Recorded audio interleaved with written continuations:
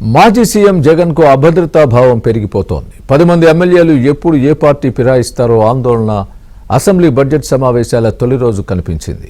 దళిత MLA Tatiparthi చంద్రశేఖర్ను ఉద్దేశించి జగన్ చేసిన వ్యాఖ్యలతో స్పష్టమవుతోంది.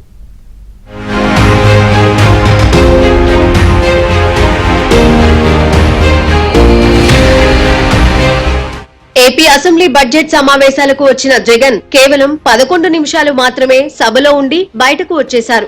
గవర్నర్ ప్రసంగం జరుగుతున్నంతసేపు నినాదాలు చేసి ప్రసంగ ప్రతులను వైసీపీ ఎమ్మెల్యేలు ఎమ్మెల్సీలు చించేసి జగన్ వెంట బయటకు వచ్చారు.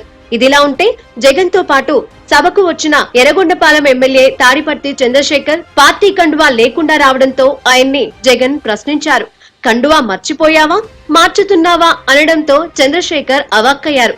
చివరకు మీడియా సమావేశంలో జగన్ మాటలు గుర్తుకు వచ్చి పక్కనున్న వారిని అడిగి మరీ పార్టీ కండువా వేసుకుని మాట్లాడారు.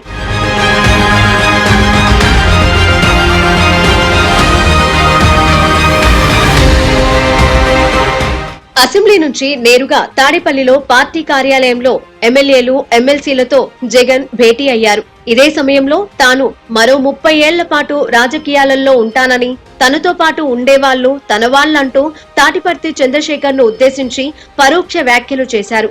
జగన్ తన పార్టీ ఎమ్మెల్యేలను అవమానించడంతో ఒక్కసారిగా మిగతా నేతలు ఆశ్చర్యపోయారు.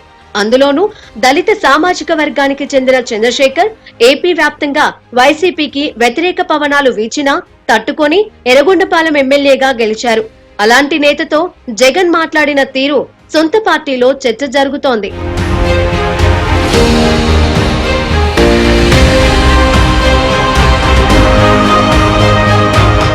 ఇదిలా ఉంటే తమ సభ్యత్వాలను కాపాడుకోవడానికి అసెంబ్లీకి వచ్చిన జగన్ అండ్ కో వ్యాఖ్యలు వైసీపీ ఎమ్మెల్యేల్లో అభద్రతా భావాన్ని తెలియజేస్తున్నాయి. సొంత పార్టీ ఎమ్మెల్యేలనే అనుమానంతో చూస్తూ అవమానిస్తున్నారని రాజకీయ వర్గాలలో చర్చ జరుగుతోంది.